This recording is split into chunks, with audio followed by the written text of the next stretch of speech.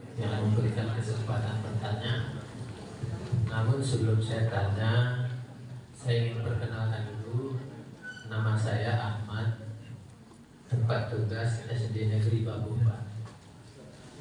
Jadi pada kesempatan hari ini saya cukup merasa bahagia mendapat penjelasan dari Bapak.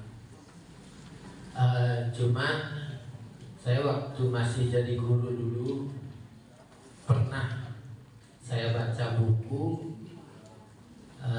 tentang sedikit, mudah-mudahan saya tidak tulah, tidak berdosa menyebutkan nama ini, karena di dalam nama Bapak juga saya pernah dengar di dalam buku ada tentang merasilu.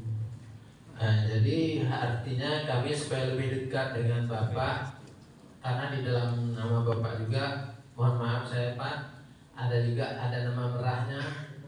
Jadi buku yang saya baca itu cukup lama sudah. Jadi mudah-mudahan ini ada kaitannya dengan Kesultanan Aceh yang pertama tentang agama Islam. Jadi ini yang jadi penasaran saya. Jadi kebanggaan saya hari ini dapat hadir di ruangan ini untuk menanyakan ini Pak. Terima kasih. Assalamualaikum warahmatullahi wabarakatuh. Ya, terima kasih Pak Ahmad. Silakan Pak Ismail. Bismillahirrahmanirrahim. Assalamualaikum warahmatullahi wabarakatuh. Alhamdulillah, terima kasih Pak Bupati, Bapak Kepala Dinas. Saya perkenalkan nama Ismail, tugas di SD Negeri Upah, Kecamatan Bendahara. Ada dua hal yang perlu saya sampaikan kepada Bapak. Yang pertama, mengingat wilayah Kabupaten Aceh Tamiang ini ada sekolah yang terjauh. Namun sekarang tidak ada lagi hal itu tercari, yaitu guru yang berada di daerah terpencil, yang namanya terpencil jadi tertinggal. Kalau di tahun yang berapa itu masih ada bantuan. Kalau saya lihat penyampaian Menteri Keuangan itu masih ada, tapi Kabupaten Aceh Tamiang sekarang telah tiada, terutama Kuala Penaga Pak. Itu yang batu bangunan kemarin itu, yang pasir yang kami beli di sini berkisar 250 atau 300 per truk, lebih kurang 4 kubik. Tapi kalau sampai ke sana Pak, 1,5 juta Pak.